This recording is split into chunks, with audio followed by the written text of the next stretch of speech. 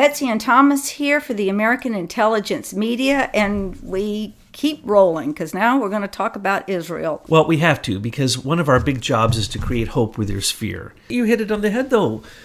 After post 975, where they supported us and said that what we were saying was correct, what did they post from then on?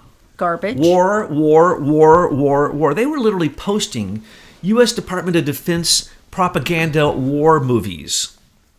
And they were saying, and they were posting anti-Zionism, anti-Semitism. They were posting horrible things, all about war, war, war, war, war, and just get ready, get ready, get ready, war, war. Now, everybody keeps saying World War III is going to happen. World War III is going to happen. No, it's not. No, it's not. And no, it's not. Everyone thinks that when Iran goes too far, Israel is going to get into a war with Iran, and it's going to, bring in China and Russia and everybody else, World War III. No, it's not. Let me explain. I'm going to explain this for the nth time. Right now, Israel, this year alone, I can tell you where they're getting $8 billion to fight the war, their own war, with equipment that we give them. Okay? They don't really need any American help. We didn't need to drop any bombs on Syria. Okay? Matter of fact, the little bombs we dropped didn't do anything. The bombs Obama dropped never once ever got anywhere near ISIS or the oil. Isn't that amazing? Tens of thousands of bombs he dropped, and he didn't stop ISIS at all. He gave $1 billion a year to ISIS in Syria. And that's why the battle in Syria is winding down, because we are not providing $1 billion. And Trump told Qatar, the United Arab Emirates, Saudi Arabia, and a few other choice Muslim countries, if you fund this war anymore in Syria, I'm not doing business with you. So that's what's going on. Now, Israel has created the first ever pact with Saudi Arabia. They're helping them defend themselves against who? Iran in Yemen. Those are Iranian missiles, and that is Barack Obama's money given to the Ayatollah Khomeini in Iran in cash, 1.7 billion that we know of, could have been more, in cash to buy missiles. The first thing they did was buy missiles from Russia and China and sell out France and let China and Russia come in and get some promise of some oil. But the first thing they did when Obama, even before the sanctions were lifted, when Obama said he was going to lift the sanctions, they bought all these missiles, and they sent those missiles to where? Yemen, Somalia, and specifically to Iran. To Iraq and to Syria. And the 4 or 5 bases that they opened up, which then had attack helicopters on them, like our Black Hawk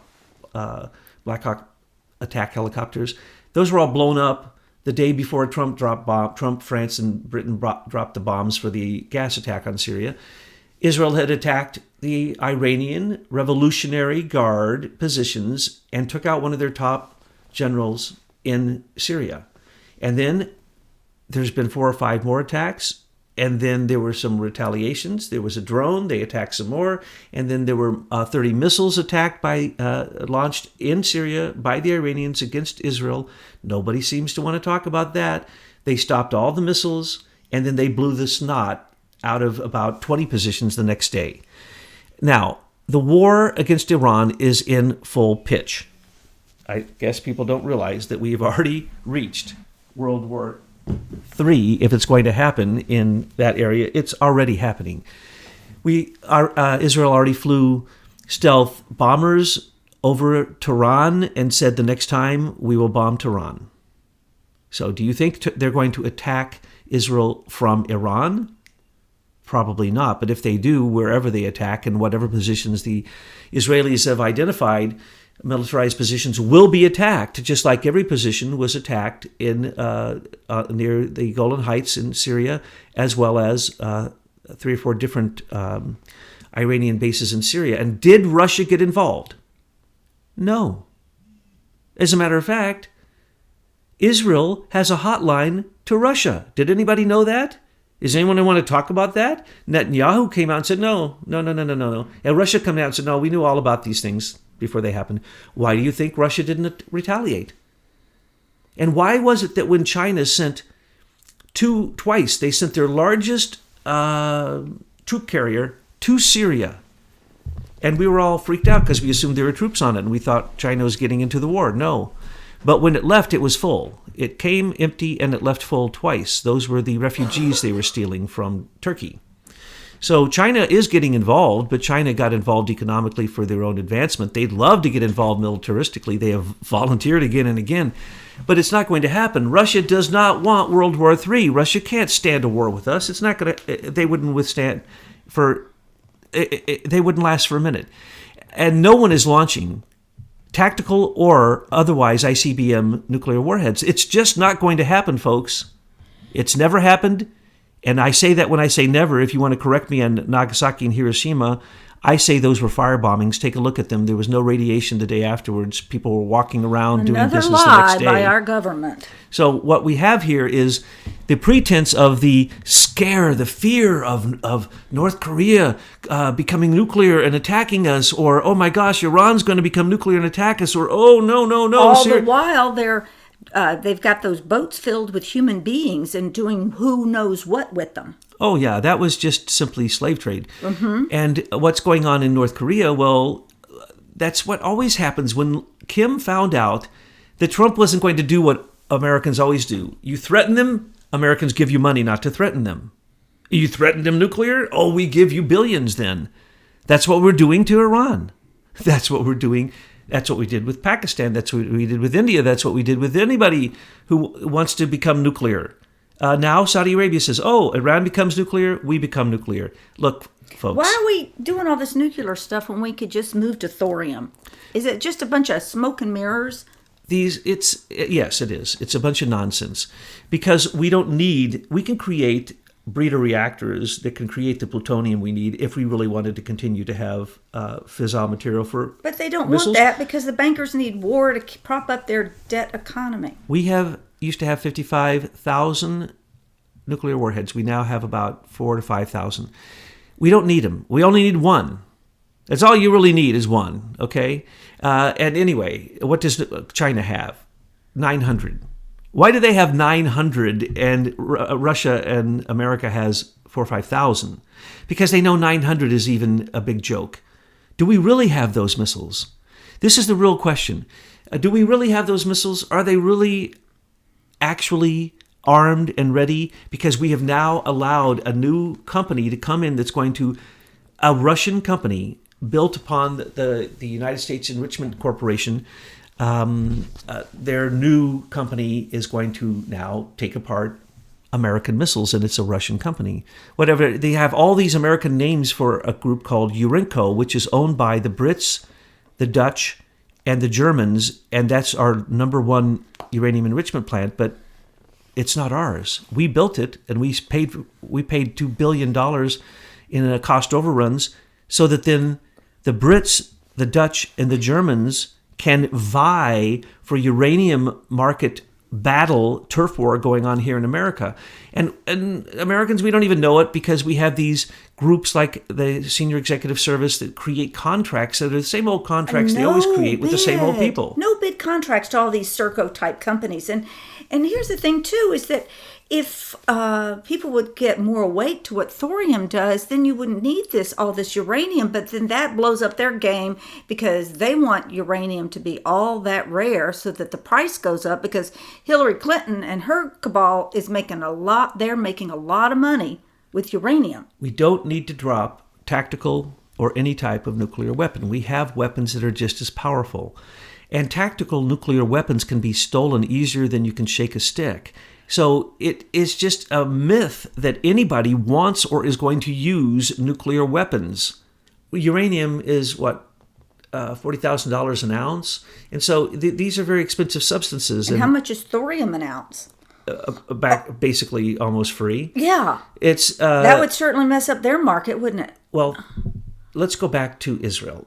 Okay, what is happening? 70 years Israel has been there, taking the Palestinian lands from them because of an agreement a bunch of British people made.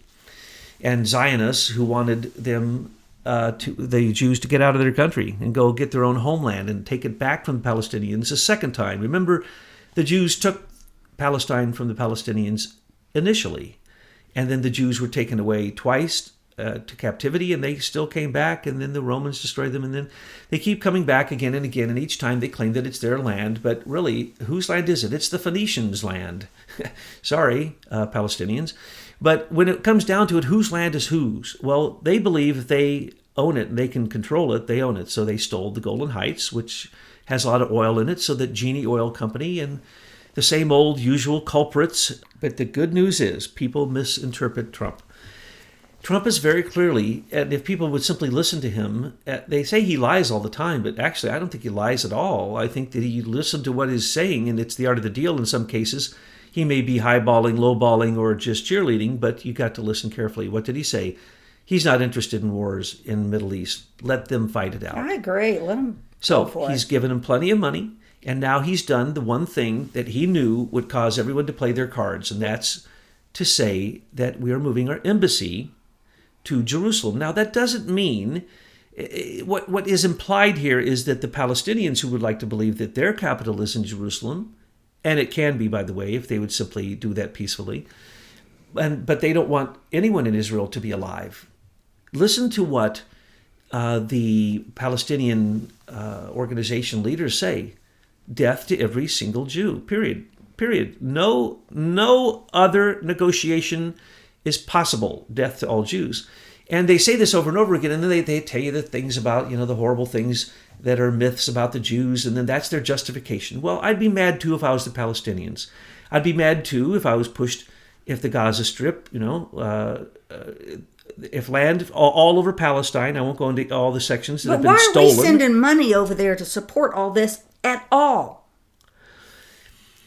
Because the deal is, let's just be quite frank about this, okay? If it wasn't for Israel standing in between, the Sunnis and the Shiites would all kill each other. Well, what would be a problem with that if that's what they want to do with each other? That is what Trump has told them. You fight your own wars. And so now he went over there, he sold them tons of weapons, he gave them advice, and he said, if you can't get rid of the radical Islamic terrorists, the jihadists, out of your country, then we don't do business with you. And why do we need to be supporting anything that supports Genie Oil? First of all, we need to get wise about energy. There is so much energy technology that's been suppressed by the Serco-run U.S. Patent Office that we don't see. We need to get that cleaned up so we can get the free energy out there. Thorium is just one of many different ways we could go. And we wouldn't need Genie Oil. We wouldn't need to protect all these gas lines and pipelines and all the destruction and the refugees and the wars and feeding the bankers. It's just disgusting, Thomas. The whole thing is just disgusting. You know what I say? It's because I know you're telling me to bubble down. All right, fine, I'll bubble down. Look, these things have been going on a long time. Noble Energy, it's not just Genie Oil. Okay, fine. I could name the whole list of them. Noble Energy received $4 billion, I believe it was, through OPEC as a guarantee so that they could drill for that oil. And then when it comes up out of the ground after we paid for it, then the oil barons, these economic terrorists, steal it. If you talk about the oil, the real issue here, as we've gone over many times, is the liquid gas that's in the Levant Basin, which is in the Mediterranean, and the oil that's being found everywhere across Israel, by the way, and Jordan. And Lebanon has rights to the oil in the Mediterranean. So does Syria. So does Cyprus and other countries. And that's what this war is doing. It is simply to confuse people so that those Arab nations do not get on their feet and get the oil that is trying to be bought out from underneath them. So the Greater Levant Project literally extends all the way to Iran. The Zionists, and by the way, Joe Biden said, I'm a Zionist. I'm one of the best Zionists. You got to understand, people who are Christians are Zionists. So the Anti-Defamation League can't come get me because I'm saying something bad about Jews, because the Greater Israel Project isn't about Jews.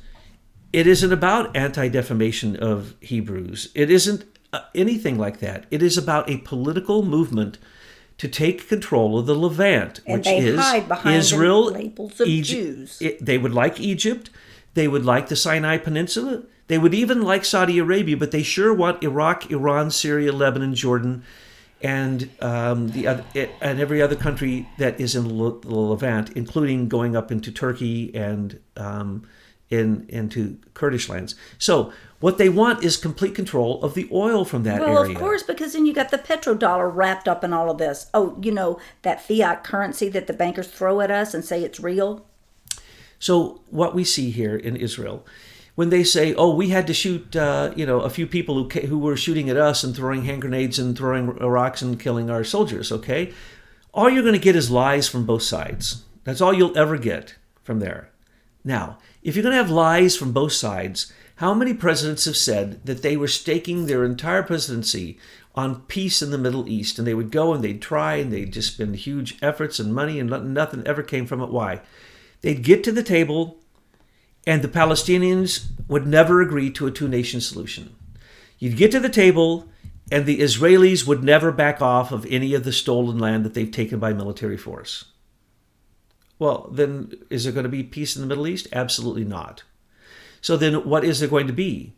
Well, there's going to be attempting to stop the radical factions. So out of Iran, the radical factions support Hezbollah, Hamas, the Palestinian Liberation Organization, the Palestinian Authority. They support radical Islamic terrorism. Now, they also support Hezbollah in just one, 30-40% of the Congress, the parliament in Lebanon. And so Hezbollah provides a lot of social services, and they're directly connected to the political machinery, and they're not going to get them out. So is there a solution? No, there's no solution. Was there a solution during the 1200s and the Inquisition for the Catholic Church murdering anyone who didn't believe what they wanted? No. Here's what they did. When asked, well, what should we do with the whole city of people? They said, drown them all. God will know those who are his. You can't name how many people died in the Albigensian Crusades and in the Crusades. There were 8 crusades out of Europe against Jerusalem and against the Muslims. Okay? No one knows how many people died. So we're talking about a dark age in Europe that is so embarrassing that when you speak of it as history, you don't even know whether you're speaking about humans or not. Well, the reality is that the Middle East has not evolved into modern times, and they are still living in barbaric times when your religious belief over who is the descendant that should carry on the religious belief solely can cause one group of Muslims to want to kill another group of Muslims. Well, this is what happens with Christians, the Protestants and the Catholics. It's nothing new, folks. The problem is in the Middle East is the three fundamental Christianity, Jews, and Muslims, the religions of the book, all have fundamentalist factions. And at different times in history, they have been a killing force. The Pope had his own army, and he didn't hesitate killing and killing and killing and killing. And they thought they were doing God's work. So when we're dealing with these kind of ideologies, until you get people to sit down at a table and say, no, this can't continue, then all we have to do is sit back and wait for World War III to come. But it isn't going to come now, because none of those 3 fundamental religions, or their jihadists, their fundamentalists who are aggressive, they are not in power, and they are not the ones who are ruling the day. And the Iranian Guard, the Revolutionary Guard, and even the entire Ayatollah Khomeini's regime in Iran is not supported by the people. All it would take was one true election. All it would take is one true revolution. And then that would sweep all the way across Iraq. Iraq would then become no longer Shiite. It could become balanced, allow Christians to come back. Syria could become no longer dominated by the Iranian Guard, the Shiite Iranian terrorism, and they could allow Christianity and all the religions to come back in. But we have to decide what we're doing with the oil. We have to decide what we're doing with ideologies. And Donald Trump has done the smartest thing that he could possibly do. He called out all of them. He said, put your cards on the table. He did that when he went to Saudi Arabia first and said, I'm not doing business with any of you who continue this nonsense. Because they all say they don't do it. Saudi Arabia says they're not part of the Wahhabis. They're not part of radical Islam terrorists, jihad. No, they say they don't do that. So if they don't, then all they have to do is live up to their word. And when this happens, Trump is doing this all from an economic point of view. He doesn't care about their ideologies. He is a Christian, and he doesn't want to put our most valuable treasure of America, our own young people, in the way of harm to die for ideologies that cannot be solved. And so when he claimed when he moved the embassy to Jerusalem, it was saying, all right, everybody put your cards on the table. And that's what we're seeing, and it is not World War III.